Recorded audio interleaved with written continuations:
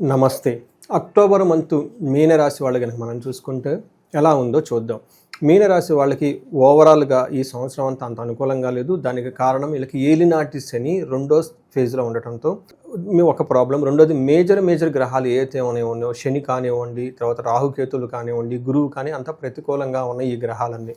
దీనితో మీనరాశి వాళ్ళందరూ చాలా ఇబ్బందులు పడిపోతూ ఉన్నారు. పర్టికులర్‌గా ఉత్తరాభాద్ర నక్షత్రం కానివ్వండి, రేవతి నక్షత్రం కానీ చాలామందికి బిజినెస్లో లాసులు రావటము, భార్యాభర్తల మధ్య గొడవలు రావటము, భార్యాభర్తల మధ్య అనవసరమైన మూడవ వ్యక్తి లేదంటే వేరే వాళ్ళు ఇంటర్ఫేర్ అవటం, వాళ్ళతో గొడవలు రావటం, ఇవన్నీ జరుగుతుంతో పాటు చాలామందికి జాబులు పోవటము, రిజిగ్నేషన్లు చేయటం, ఇవన్నీ జరుగుతూ ఉన్నాయి. మీనరాశితో పాటు ఇంట్లో ధనుసు రాశి వాళ్ళు ఉన్నా, కుంభరాశి వాళ్ళు ఉన్నా, మేషరాశి వాళ్ళు ఉన్నా, పర్టికులర్గా సింహరాశి వాళ్ళు ఎవరైనా ఉన్నా కానీ ప్రాబ్లం చాలా అధికమయ్యి సిచ్యువేషన్స్ అంతా అవుట్ ఆఫ్ కంట్రోల్ అయిపోయేసి ఇబ్బందులు పడిపోతూ ఉన్న వాళ్ళు చాలామంది ఉన్నారు.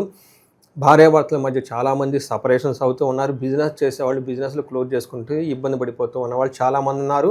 చాలా ఎక్స్ట్రీమ్గా కండిషన్స్ ఉన్నాయి. అయితే వీళ్ళందరికీ ఒక శుభవార్త ఏంటంటేనండి, మన శాస్త్రాలు వీటికి సంబంధించిన రెమెడీస్ చాలా ఉన్నాయండి. అవి చాలామందికి తెలవక చేసుకోలేరు. శని యొక్క పెట్టే బాధల నుంచి ఇబ్బందులు పడిపోతూ ఉంటారు. కొన్ని స్తోత్రాలు, కొన్ని మంత్రాలు మీరు జపం చేయాలి, కొన్ని మీరు చేయలేరు. ఇవి వేద మంత్రాలు, దానికి ఒక పెద్ద ప్రొసీజర్ కావాలి. ఇవన్నీ కనుక చేసుకుంటూ ఉంటే ఈ యొక్క శని పెట్టే బాధల నుంచి 70% వరకు వాటి యొక్క తీవ్రతను మీరు తగ్గించుకొని హ్యాపీగా ఉండొచ్చు. అక్టోబర్ మంత్ కనుక మీరు చూసుకుంటే మీనరాశి వారికి ఇంకా చాలా ప్రాబ్లమాటిక్గా ఎక్కువగా ఉంది. చాలా ప్రాబ్లమాటిక్గా ఉందని మీరు గమనించుకోవాలి. జాబులు పోయే అవకాశం ఎక్కువగా ఉంటుంది. ధన ప్రవాహం అయితే అసలు రాదు. చాలా కష్టమైన టైం అనే పరిస్థితుల్లో మీరున్నారు. కానీ మీకు ఒక అదృష్టం ఏమంటే అక్టోబర్ మాసంలో 2 ముఖ్యమైన పండుగలు కూడా ఉన్నాయి. చక్కగా దసరా, దీపావళి ఎంతో ఆధ్యాత్మికంగా జరుపుకోండి. ఎవరైతే ఉన్నారో దసరా నవరాత్రుల పాటు చక్కగా నిష్ఠగా చేయండి.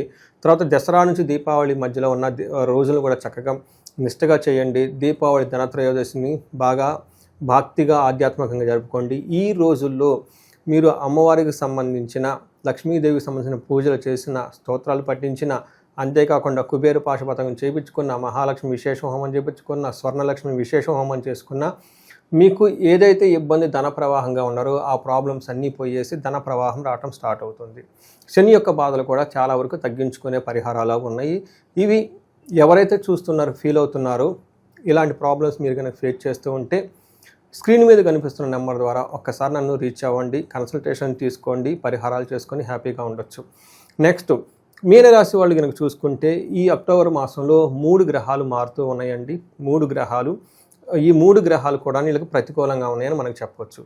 ఒకటి, మనకి సంస్కృతంలో మహర్షులు ఏం చెప్తారంటే ఈ రాశి వాళ్ళకి ఈ ప్రస్తుతం ఉన్న కండిషన్లో ఎలా ఉండబోతుందంటే పీడా మృతిం పుత్రలాభం యువత జని బాధ అని చెప్తారు. అంటే ఈ టైంలో సూర్యుడు 8th హౌస్లో ఉండటంతో ఏదో ఒక విధంగా బాధపడుతూ ఉంటారు, శారీరకంగా, మానసికంగా. 8th హౌస్లో అగైన్ కుజుడు ఉండటంతో డేంజరస్ టు లైఫ్, మృత్యం అని చెప్తూ ఉంటారు. తర్వాత యువతి జన బాధ, ఎవరైతే లేడీస్ ఉంటారో ఓ యంగ్ గర్ల్ ద్వారా లేదంటే లేడీస్ ద్వారా చక్కగా విపరీతమైన ప్రాబ్లమ్స్ వచ్చే అవకాశం ఎక్కువగా ఉంటుంది. భార్యాభర్తల మధ్య తీవ్ర స్థాయిలో గొడవలకు వెళ్ళిపోయేసి మూడవ వ్యక్తి ఇంటర్ఫేర్ కావడంతో మీ యొక్క రిలేషన్షిప్ చాలా వీక్ అయ్యే అవకాశం ఎక్కువగా ఉంటుంది. మీరు చాలా క్లవర్గా ఉండాలి. ఇవన్నీ మీకు శని పెట్టే బాధలలో భాగంగా అని గమనించుకొని పేషెన్సీగా ఉండటం చాలా ఉత్తమం.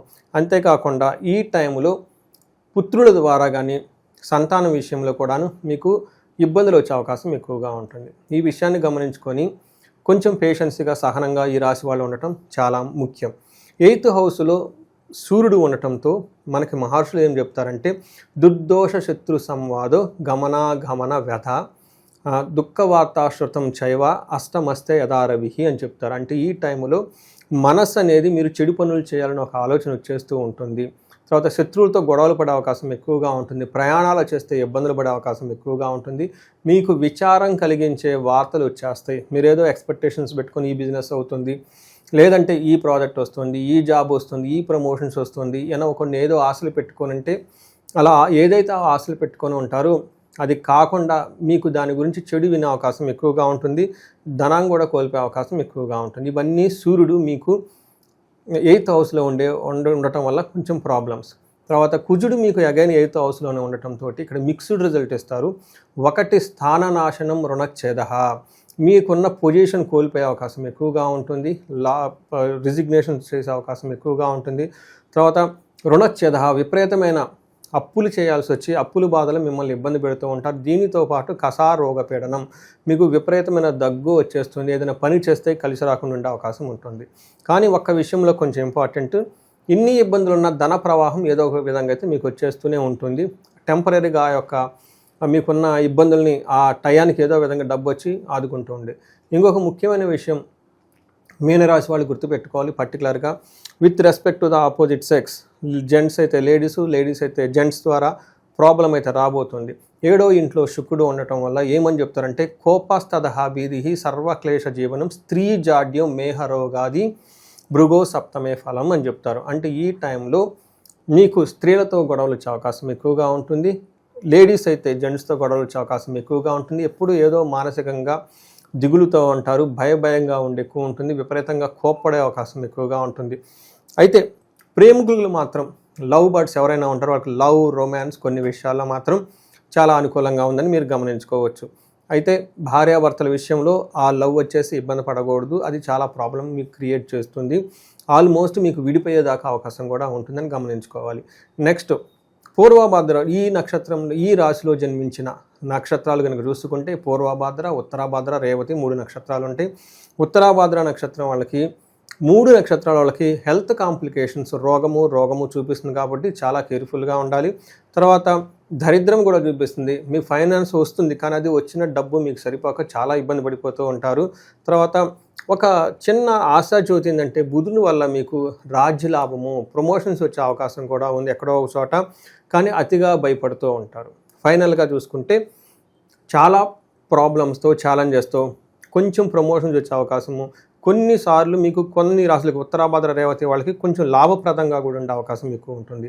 పూర్వభాద్ర, ఉత్తరాభాద్ర నక్షత్రం వాళ్ళకి గాయాలయ్యే అవకాశం ఉంటుంది. సో ఈ ప్రకారంగా చూసుకుంటే మీనరాశి వాళ్ళకి పెద్ద గ్రహాలు ఏవి అనుకూలంగా లేవు, అలానే ఫాస్ట్గా మూవ్ అయ్యే గ్రహాలు కూడాను ఏవి అనుకూలంగా లేవు. కాబట్టి అక్టోబర్ మంత్ ఒక టఫ్ అయిన మంత్ అని మీరు గమనించుకోవాలి. ఈ మీనరాశి వాళ్ళకి నా క్లయింట్స్కి నేను రీసెంట్గా సజెస్ట్ చేస్తున్న ఒక రెమెడీ మీకు ఓపెన్గా చెప్తున్నాను. ఒకటి, శనికి సంపూర్ణమైన శాంతులు చేయించుకోవడం చాలా ఇంపార్టెంట్. వీటితో పాటు శనికి సంపూర్ణ శాంతులతో పాటు మీకు గ్రహ జపాలు, మీకు ఇండివిజువల్గా ఏదైతే దశాభుక్తులు ఉన్నాయో అవి కూడా చూసుకొని, అక్కడ కనుక ప్రాబ్లం ఉంటే వాటికి కూడా గ్రహాలకి శాంతులు అవన్నీ చెప్పడం చాలా ముఖ్యం. ఎవరైతే ఈ రాశి వాళ్ళు శనికి సంపూర్ణ శాంతితో పాటు దక్షిణ కాళీ అమ్మవారి యొక్క జపం చేయించుకోవడం చాలా ఇంపార్టెంట్. ఇది దశ మహావిద్యలోనే అమ్మవారి యొక్క శక్తి. ఎందుకంటే దక్షిణ కాళిక అమ్మవారు శనికి అధిష్టాన దేవత కాబట్టి ఈ గ్రహం జపం చేయించడం కూడాను చాలా వరకు శని బాధల నుంచి ప్రభావము, శని పెట్టే ప్రభావం నుంచి బయటపడే అవకాశం ఎక్కువగా ఉంటుంది. అంతేకాకుండా ఈ రాశి వాళ్ళు విపరీతంగా ధనం కోల్పోయే అవకాశం ఎక్కువగా ఉంటుంది, ధనానికి ఇబ్బంది పడే అవకాశం ఎక్కువగా ఉంటుంది, అప్పులు చేసే అవకాశం కూడా ఎక్కువగా ఉంటుంది. కొత్తగా వచ్చే రెవెన్యూ సోర్సెస్ ఆదాయం అనేది వీళ్ళకి ఉండదు.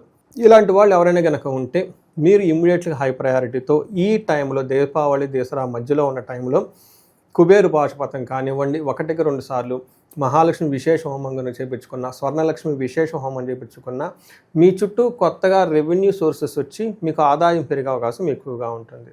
సో ఈ అవకాశాలను అంతా సద్వినియోగం చేసుకొని తగు పరిహారాలు చేసుకొని మీరు జీవితంలో 10 అంతలు ముందుకు వెళ్ళాలని నేను కోరుకుంటున్నాను. మీకు అష్టైశ్వర్యాలు, భోగభాగ్యాలు కలగాలని చెప్పి కోరుకుంటున్నాను. నమస్తే.